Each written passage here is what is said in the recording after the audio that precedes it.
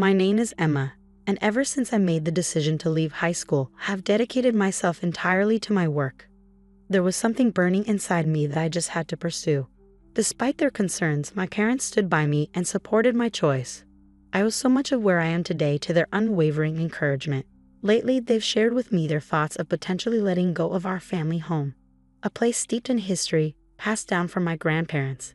Though it's been updated over time, the wear and tear of many years is starting to show. With my parents aging, they're contemplating a move to a more accessible apartment and the possibility of saying goodbye to our beloved family house. As I came to terms with the reality of our aging family home, I suggested to my parents that we find a new place to live together. I acknowledged that my own life might take me in different directions, possibly towards marriage, but I wanted to repay my parents for their unwavering support while still honoring the choices I made in my youth. And so we made the transition to a new apartment. This new space offered us more rooms than our old house, and its elevated position delighted my parents with its panoramic views and the added bonus of a hobby room. As we settled into our new home, enjoying the peace and harmony of our shared space, I received an unexpected call from my younger sister, Jane, a relationship strained by her lingering disapproval of my past decisions, particularly my choice to leave high school. "Why are you quitting high school, Emma?" Jane's voice dripped with disdain. "I don't want any of my friends to find out that my sister dropped out of high school because it's embarrassing. From now on, pretend we don't know each other." Despite attending different high schools, Jane seemed to regard my decision to leave as a stain on her reputation. With her nose perpetually pointed upwards, attending a more prestigious school, she never missed a chance to belittle me. Her favorite refrain, "Emma is stupid," echoed through our conversations, each insult eroding my confidence a little more. Her words cut deep as she mocked my ambitions, taunting, "There's no way you're going to succeed in what you want to do. You can't even understand that, Emma, because you're stupid." Enduring Jane's constant barrage of criticism became unbearable. Every day felt like a battle as she reminded me of the disappointment I brought upon our parents. Exhausted and fed up, I resolved to forge my own path. As soon as I started earning money from part-time jobs after dropping out of high school, I packed my bags and left home, determined to prove Jane wrong. 10 years had passed since then, and in that time, Jane had also departed from home. Our once tenuous connection had dwindled to nothing, and even as she embarked on her college journey solo, her ties to our parents grew increasingly faint. When the decision arose to demolish our family home, my parents sought input not only from me but also from Jane. Yet her response was curt and indifferent. "I don't care about that old house. Do whatever you want." My parents were left bewildered, grappling with the question of why Jane had become so distant. Then, out of the blue, a call came from Jane, catching them off guard. As my mother recounted, Jane had taken the plunge into marriage without so much as a word to our parents. "So you've chosen a condo, huh? Well, bring your husband over sometime. We'd love to meet him and see your new place," my mother offered, her voice laced with a mixture of surprise and anticipation. With those words, Jane's marital status was suddenly laid bare. My parents, caught completely off guard, reacted with surprise, while Jane herself brushed off the revelation casually, as if it were a trivial detail she had forgotten to mention. What struck us as particularly odd was Jane's apparent lack of intention to hold a wedding ceremony. This seemed out of character for someone who had always been enamored with the idea of a fairy tale wedding. Ever since she was a little girl, she had often shared her dreams of being a princess and described in detail the dress she envisioned wearing on her big day. It was perplexing that she would forego such a cherished tradition. I couldn't help but speculate of the reasons behind this decision. Perhaps financial constraints played a role, but Jane quickly dispelled that notion by revealing that her husband worked alongside her at the prestigious company where she was employed. This only added to the mystery surrounding Jane's sudden marriage. Finally, the day arrived when Jane and her husband paid a visit to our parents' home. As they entered, Jane's husband, with polite formality, complimented the spacious and immaculate rooms, while Jane wasted no time in eagerly exploring every nook and cranny. Despite the familiarity of her childhood surroundings, Jane's husband, Scott, exuded a youthful charm, sporting an expensive timepiece that caught the light with every movement of his wrist. Yet, despite his polished appearance, he avoided meeting our gaze, an air of detachment surrounding him. After exchanging introductions with our parents, Scott wasted no time in exploring the rooms with the same unrestrained curiosity as Jane. Your parents have quite the place here. The location is perfect, and there's even a shopping mall nearby. You guys lucked out, he remarked. Yeah, we're really grateful. Emma played a big part in finding this place, my mother chimed in, offering a warm smile in my direction. It was nothing, I replied modestly, but Jane couldn't resist the urge to make a cutting remark. Really?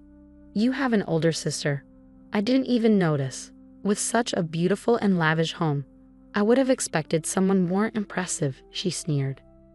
Emma is not freeloading, my father attempted to interject, but Jane brushed him off, gesturing towards me and beckoning Scott over.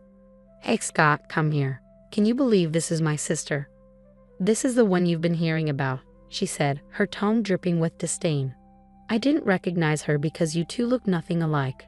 As Jane and Scott launched into their mockery, I stood there speechless and stung by their words. My mother's reproachful tone broke through the tension. What on earth are you saying?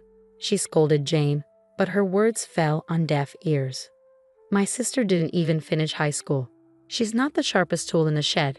There's a world of difference between us, you know, those of us who actually graduated from a state university. Jane continued, her words laced with superiority.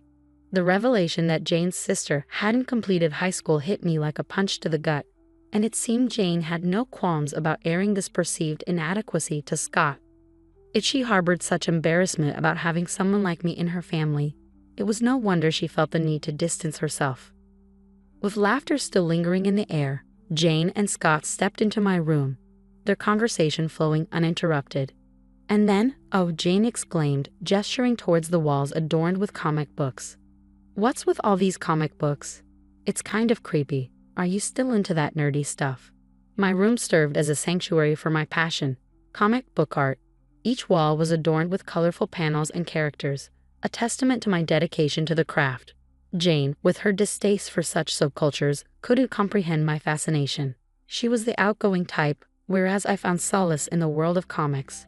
Just as she couldn't fathom my introverted nature and love for comics, I struggled to understand her penchant for heavily applied mascara. Well, I'm a comic book artist. These are all my references, I explained, standing proudly amidst my collection. You're probably not even a successful comic book artist, are you? Still mooching off mom and dad, it's disgraceful. Just get out already, Jane sneered, her words dripping with disdain. Perplexed by her sudden hostility, I stammered. What? Just leave. Scott and I are taking over this house, Jane declared, her tone final. What? Jane, we haven't discussed any of this, both mother and father exclaimed in disbelief, but Jane paid their shock no mind, laughing derisively. Scott and I will look after mom and dad. You're not needed here anymore, so just go.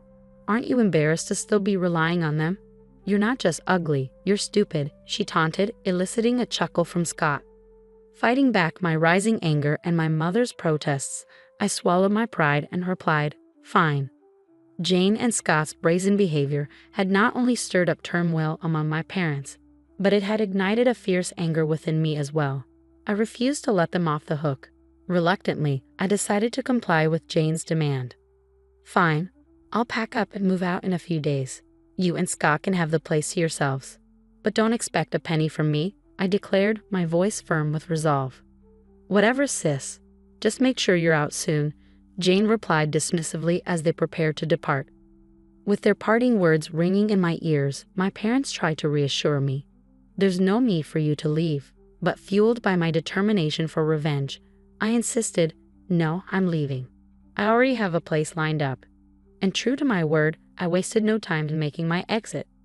Jane and Scott wasted no time in settling into our family home. On the day of their move, Jane's voice came through the phone, eager and impatient.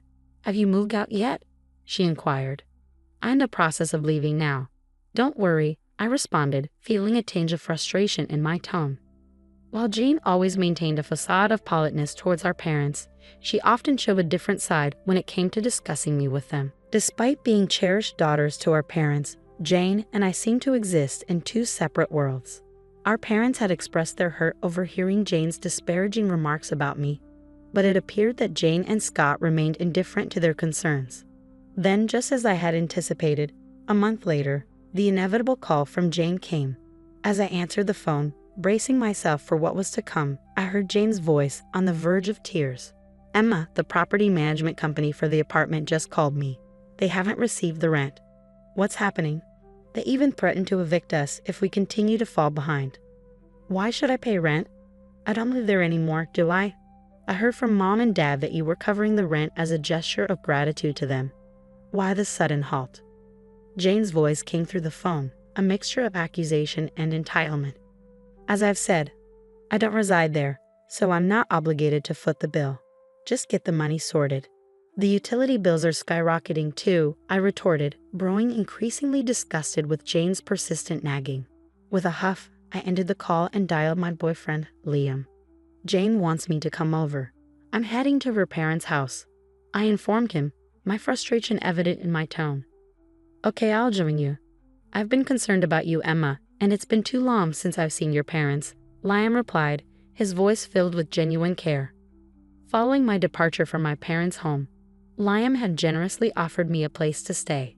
As we contemplated the possibility of marriage, this past month had served as a valuable trial period for us. Accompanied by Liam, I arrived at my parents' house. As I reached for the door, it swung open, revealing Jane, her face flushed with anger. "Did you bring the money? It's only right to pay our dues and show gratitude to our parents," she demanded, her tone sharp with irritation. "Do you think I'm just a struggling cartoonist, Jane?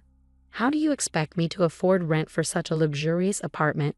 I challenged, my frustration simmering. "Well, I don't know, but you've been managing to pay it so far, haven't you? Please just pay the rent and the bills," Jane retorted stubbornly, her tone defensive. "I refuse," I shot back, turning to face both Jane and Scott. "You both work for reputable companies, don't you? Why can't you cover your own expenses?" I pressed, noticing Jane's hesitation, which hinted at a lack of funds. Jane was clad in designer attire from head to toe, and Scott sported an expensive-looking watch, their outward appearances suggesting financial stability. "Isn't it the case that Jane and Scott can't afford the rent, rather than simply choosing not to?" I pointed out. "You claimed you wanted to take care of Mom and Dad, yet I've heard you've left all the household chores to Mom. Aren't you and Scott just living off of them?" My words struck a nerve with Jane, who bit her lip in discomfort. Scott, his gaze fixed on Liam rather than me, responded with a trembling voice. "Why is Liam here?" Scott's voice held a note of surprise, while Jane's expression remained unreadable. Liam, who had been observing the exchange with a concerned expression, then stepped forward with a friendly smile. "Hello there. Yes, as you may already know, I'm dating Emma with the intention of marrying her," he introduced himself calmly. "What? Emma and Liam are dating? What's going on?" Scott's tone was incredulous, his confusion evident as he turned to Jane for clarification. "Don't you know? He's a voice actor from that anime that caused such a stir in society. You've probably seen him on TV," Jane explained casually. "What? Why is my sister dating someone like him?" Scott's agitation was palpable. "It's because Emma is the talented artist behind the original story for that socially influential anime," Jane revealed matter-of-factly. As Liam gently explained my accomplishments, Jane's expression shifted from disbelief to shock. In reality, I had a successful series in a boys' magazine, which had garnered widespread acclaim, becoming a societal phenomenon. Even Jane, who wasn't particularly knowledgeable about comics, recognized the title and paled, seemingly regretting her past underestimations of me. With Jane now aware of my financial success, I couldn't help but sigh at her sudden change in attitude. Addressing Jane and Scott, I spoke firmly. "If you can't afford the rent, then it's time for you to leave. I'll be expecting a 1 month's rent from you later." "Don't say that," Scott interjected hastily. "We got caught up in gambling and ended up losing a lot of money." It emerged that Jane and Scott had become entangled in gambling, squandering their funds on slot machines. Their decision to move in with their parents was driven by financial hardship, exacerbated by borrowing money from dubious sources. Most of their earnings were being funneled into repaying these debts, a revelation that left me reeling with shock. I have no intention of aiding Jane, who has continually belittled me. Our parents are relocating, so it's time for you and Scott to vacate immediately. I won't tolerate any further burdens on Mom and Dad. Why are they moving? So you two won't come running to them in need? I can easily envision debt-ridden Jane causing further strife for our parents. If you don't depart promptly, I'll have no choice but to charge you for the second month's rent as well, I declared firmly, leaving no room for negotiation. Reluctantly, Jane and Scott acquiesced with a begrudging okay, and the tense gathering disbanded. Later, my parents, who had been absent during the confrontation, reached out to Liam to extend their apologies. But Liam seemed unperturbed. Perhaps it's best to steer clear of Jane for a while, he suggested calmly, and focus on finding a new place for my parents to settle. With resolve, I swiftly purchased a new apartment and preparations began for my parents to relocate once again. I'm sorry for the trouble, my parents expressed, their voices laden with remorse. It's only right to repay the kindness you both showed me when I made the drastic decision to drop out of high school. I owe everything to your support, I replied earnestly, moved to tears by their unwavering love and encouragement. Despite my parents' emotional reaction, Jane and Scott continued to struggle with their debts. However, I felt no obligation to show them mercy. Therefore, I insisted on full repayment for the rent and utilities I had covered on their behalf. Despite my demands, Jane and Scott failed to repay the money and ceased responding to my calls. Determined to recoup what was owed, I contacted their workplace directly, eventually securing the payment. Unfortunately, this exposed Jane and Scott's financial struggles to everyone at their company, leaving them feeling uncomfortable and exposed. In the midst of these challenges, Liam and I embarked on a new chapter together, eventually tying the knot with the blessings of our parents. Despite severing ties with Jane and Scott as blood relatives, I harbored no ill will towards them and wished them strength and resilience in their endeavors. As for Liam and me, we have found happiness and fulfillment in our shared life together.